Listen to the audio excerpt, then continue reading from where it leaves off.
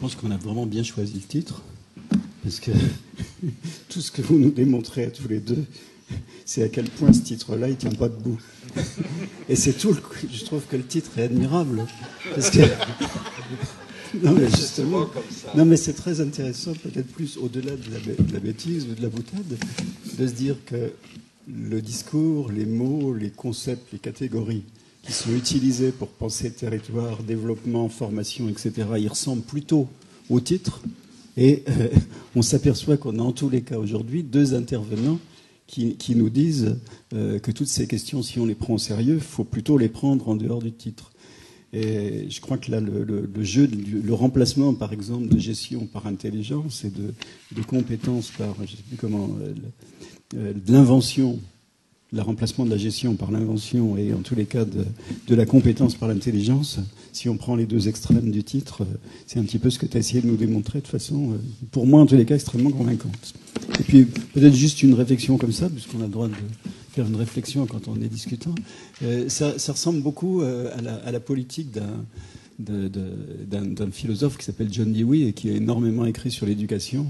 Et où c'est un philosophe de l'expérience, et il y a une chose qu'il répète tout le temps, et qu'il répète tout le temps en matière de politique et de construction politique, c'est que la politique, ça pourrait être une expérimentation. Et ce qui me paraît intéressant dans ce que tu viens de nous dire, c'est qu'aussi bien sur le plan de la réflexion, de la mise en œuvre des choses, de la composition du groupe que vous avez, des manières de travailler dans ce groupe, il faut expérimenter.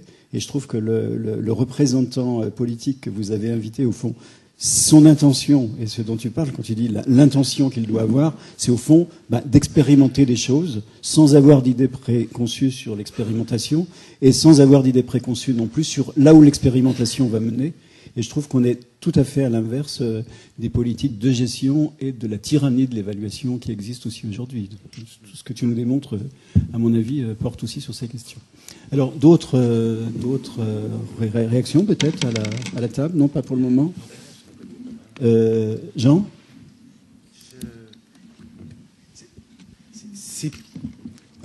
D'abord, moi, j'adore écouter Jean-Pierre Cardy, donc j'ai du mal à le discuter parce que voilà, juste la dernière formule, comment faire exister un territoire qui pétille, ça va résonner longtemps. J'ai une réflexion simplement qui est un contrepoint à la question à ce que nous dit Jean-Pierre, à la question de Michel tout à l'heure et à la réflexion de notre ami d'Outrequiévrin. C'est la question du temps.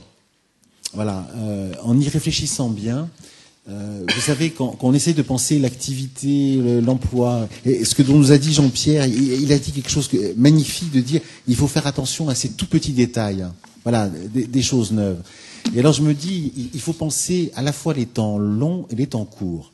Les temps courts, on le sait bien, les gens qui sont dans l'activité, l'emploi, chef d'entreprise, j'en suis modestement un, la question de la vitesse, de la réactivité, de l'inventivité, d'aller très très vite, Internet, tout ça, c'est effectivement, c'est juste. Vous n'entendrez personne vous dire que c'est pas important. Mais en même temps, souvent là où se créent peut-être les activités nouvelles, peut-être les emplois nouveaux, l'autre manière, c'est plutôt dans tout ce qui va se nouer dans les interstices, dans un territoire, dans les relations, dans trouver le bon fournisseur, les liens, les bons réseaux, etc. Et ça s'inscrit dans des temps longs.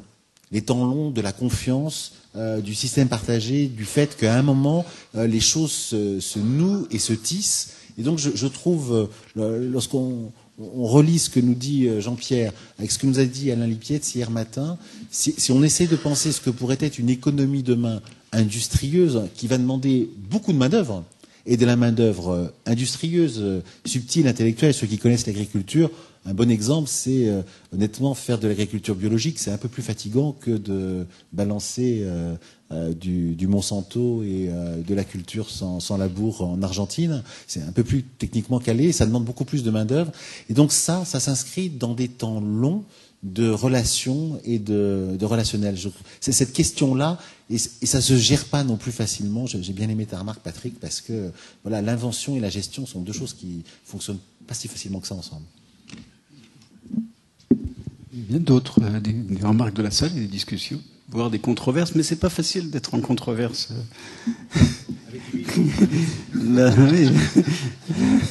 Alors, peut-être...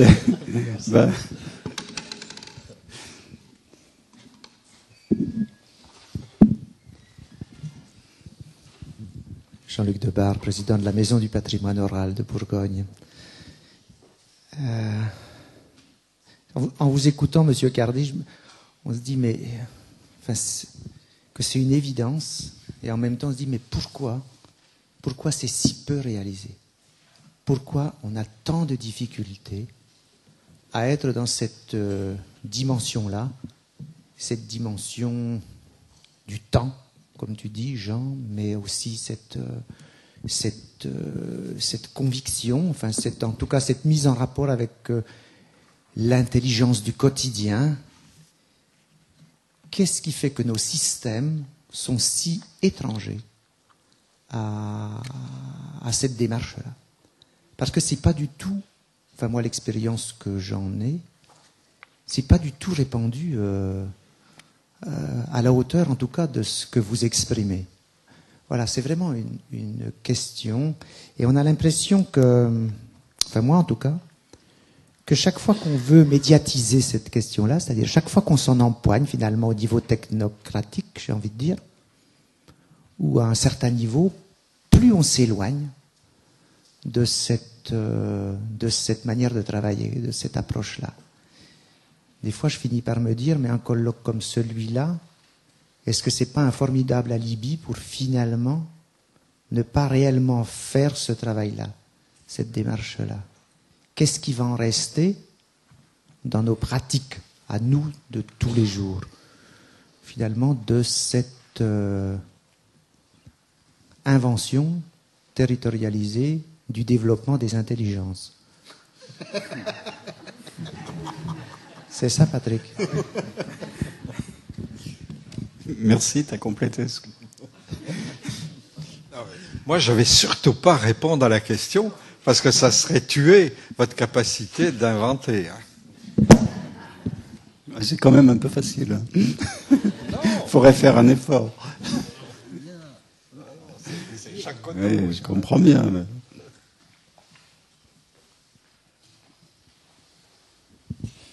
Bonjour, Gildas Silbert, je suis chargé de mission au Conseil régional Rhône-Alpes sur les questions d'emploi-formation au niveau territorial. Alors moi, je vais être un peu moins élevé au niveau du débat, mais c'était plus dans la position effectivement des politiques publiques. Effectivement, je pense que l'idée d'être sur une gestion territorialisée de développement des compétences, c'est hyper prétentieux et sans doute pas adapté.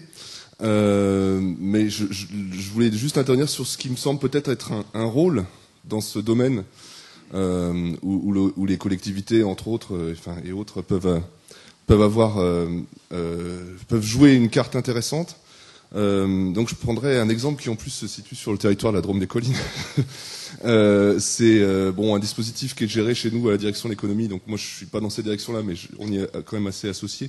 Donc ça s'appelle Action collective innovante. C'est pas tellement d'importance, mais en gros c'était l'expérience en elle-même a été conduite avec 8-9 entreprises où en gros on met à leur disposition des consultants qui vont faire un diagnostic sur les RH, etc. Enfin bon. Peu importe, ces entreprises avaient par ailleurs déjà été contactées parce qu'elles avaient déjà bénéficié d'autres dispositifs. Peu importe, il y avait déjà un début de lien, on va dire, entre ces entreprises et entre les consultants. Et en fait, je dirais, ce qu'a apporté l'action en elle-même, c'est pas tellement ce que ça a changé en termes d'organisation dans les entreprises, etc. Même si ça a eu des effets positifs, mais pas pour toutes. Il y en a même une qui s'est vraiment ramassée pendant ce qui a été révélé par le déroulement de l'action, finalement, et la tentative qu'il a fait de changer son organisation du travail, etc., a plutôt été très négatif. Mais en fait, tous en sont ressortis très très intéressés. Enfin, en fait, aucun ne regrettait d'être rentré là-dedans, et même la personne, pour qui ça a été presque une catastrophe. Et on a vu émerger des choses. Ils ont commencé à se prêter de la main d'œuvre, des choses comme ça. Alors qu'ils sont sur en plus sur des secteurs complètement différents. Enfin, bref, ce que je veux dire, c'est que finalement, c'était une petite action. On n'a pas du tout révolutionné la gestion territorialisée, mais par contre, il y a peut-être eu un peu d'invention d'intelligence, et à peine de notre fait, je dirais beaucoup plus du fait des gens. Je pense que là où les pouvoirs, bon, pour revenir à mon propos du départ, là où on peut peut-être avoir un rôle à jouer qui est intéressant, c'est le fait finalement de donner de l'appétit, de donner une impulsion, de donner par une pratique, une expérience qui a des résultats finalement qui peuvent sortir de ce qu'on avait prévu au départ. Voilà, de donner sur les territoires. Si là où je dirais on peut avoir un effet levier ou peut-être un intérêt, c'est peut-être là-dessus, de donner justement cette possibilité d'échanger, d'expérimenter des choses nouvelles, peut-être plus que de vouloir être sur la gestion.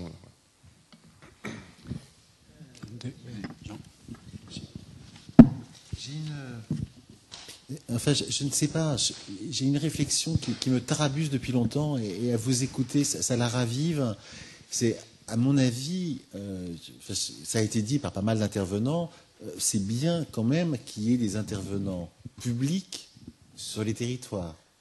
La question de mettre en place la table où les intelligences vont pouvoir pétiller, c'est pas du tout une question anodine. Celui qui tient la table, c'est énorme. Et du coup, peut-être là où les choses fonctionnent mal, c'est quand les fonctions d'arbitrage, de pilotage, de gouvernement, de gouvernance sont toutes confondues. On a bien entendu, j'ai bien entendu ce qu'a dit Jean-Pierre Cardy en disant, moi j'ai un rôle de médiateur. Je fais en sorte que tout le monde reste autour de la table. Edgar Pisani le dit magnifiquement dans un de ses derniers bouquins, l'arbitre, le médiateur, enfin le mot qu'il emploie, c'est ce qui permet aux différentes parties de travailler ensemble. Donc, et là, je pense que, honnêtement, en France, avec notre histoire, c'est la sphère publique, il y a cette légitimité-là. Mais là où ça ne va pas, je trouve que les conseils régionaux et d'autres devraient écouter je vais vous lire juste une définition, parce que je suis retombé dessus il n'y a pas longtemps, des gens qui réfléchissent la gouvernance des entreprises.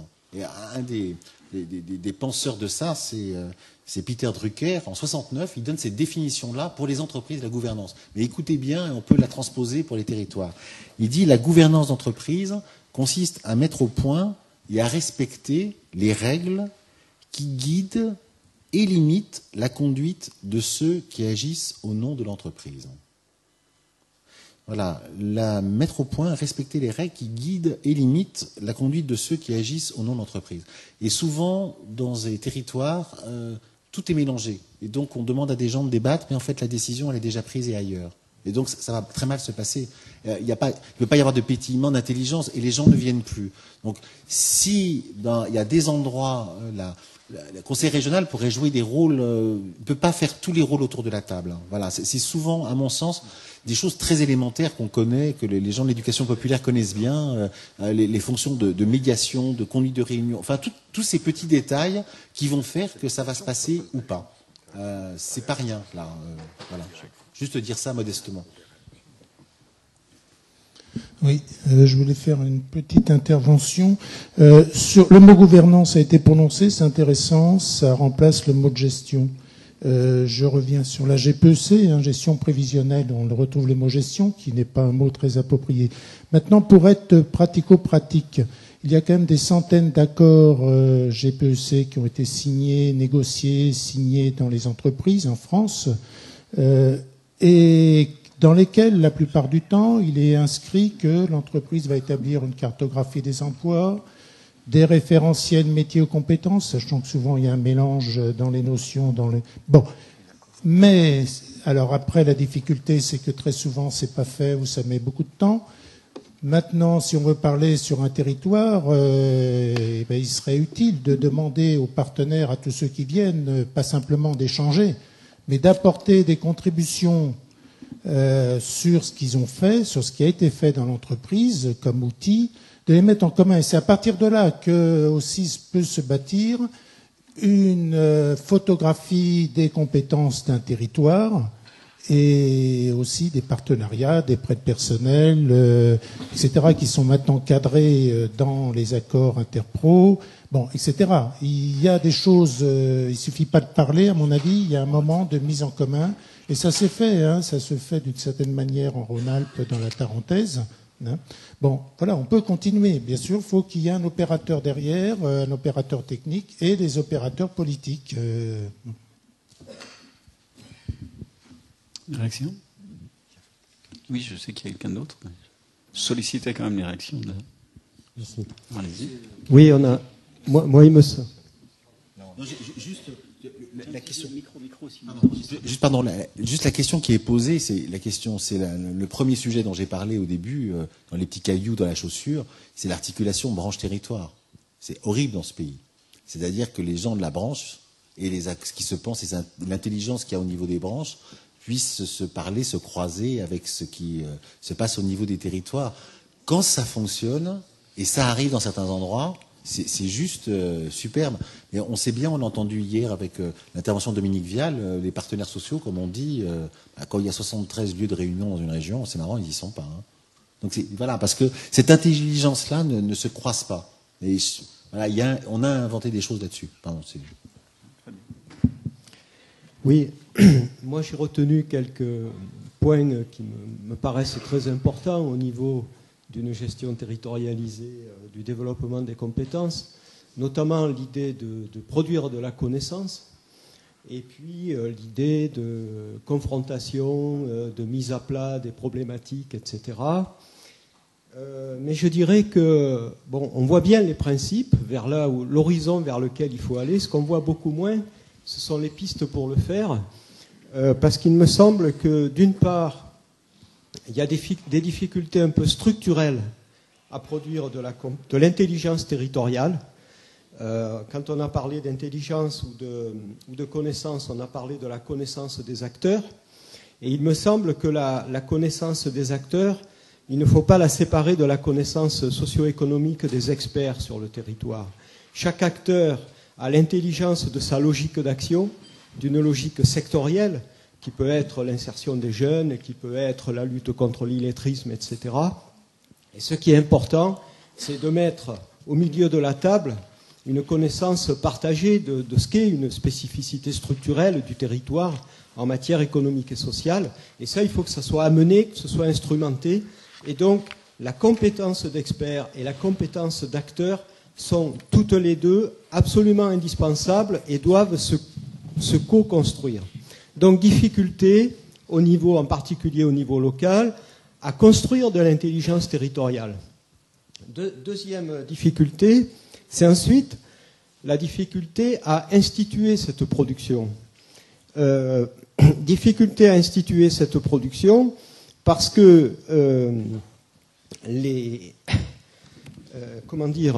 au niveau régional, on voit à peu près comment ça marche maintenant.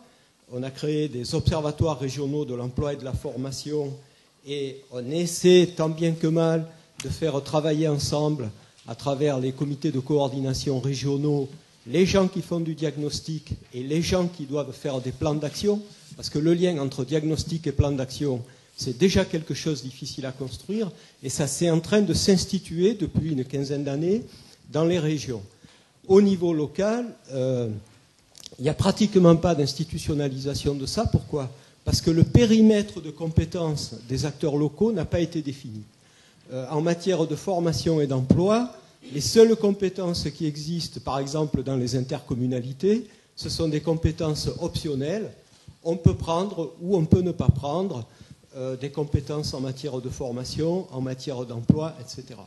Et donc, je dirais qu'au niveau des régions, le processus de dépassement de ces difficultés, produire de la connaissance à la fois experte et d'acteur, l'instituer dans des lieux et des moments de concertation et de confrontation, c'est en marche.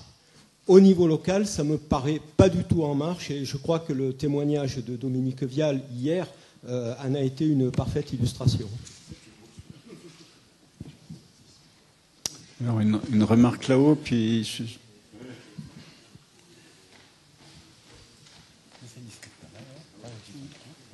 Attends. Vous avez... Oui, effectivement, les clés ne sont pas faciles à trouver. Moi, je rebondirais bien sur cette mission au niveau du des conseils régionaux s'ils pouvaient se convaincre que finalement l'expérimentation est une fin en soi. Et à cette échelle-là des conseils régionaux, évidemment qu'il y a le danger de rechercher l'exemplarité, de vouloir un aspect normatif. Je veux dire, ça se comprend, on est tout de suite tenté de chercher quand même des résultats derrière cette expérimentation et toute la richesse qu'elle peut porter. Si, mais ça a été très bien souligné par Jean-Pierre Cardy, s'il y a quand même une intention politique forte et s'il y a un minimum de valeur, évidemment. En particulier, j'ai beaucoup apprécié valeur en matière d'égale dignité et de justice, de traitement et de considération des individus. Alors, pour apporter une maigre contribution sur ce croisement entre les branches et les territoires, effectivement, c'est pas facile, mais ça peut quand même fonctionner. Pour peu, là, excusez-moi si je déforme un tout petit peu vos propos en les transposant au niveau des organisations, mais pour peu que ce croisement entre une logique verticale et une logique horizontale, on se dispute.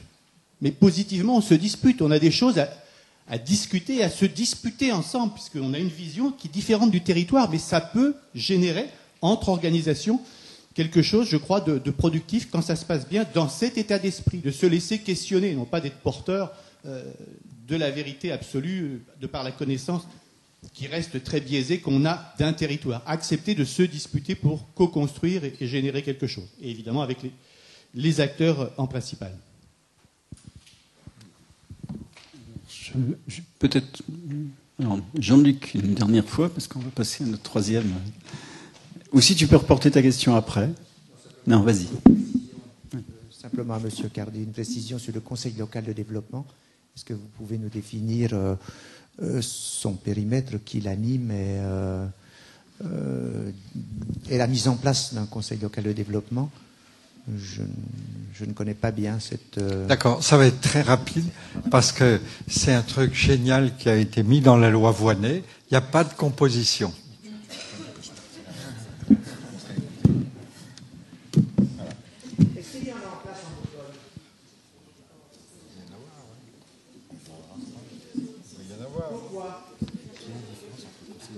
Attends, tu causes dans le micro, sinon les gens qui te voient à la télé t'entendent pas. Quel est le périmètre de votre conseil local de développement, par exemple, s'il vous plaît? Alors en fait, c'est la loi Voynet. Ben, je vais être obligé d'en parler plus. Non, mais il y aura des coups de coude. C'est la loi Voynet qui a créé les pays et qui a instauré dans les pays un conseil local de développement en disant il n'y a pas de composition, personne.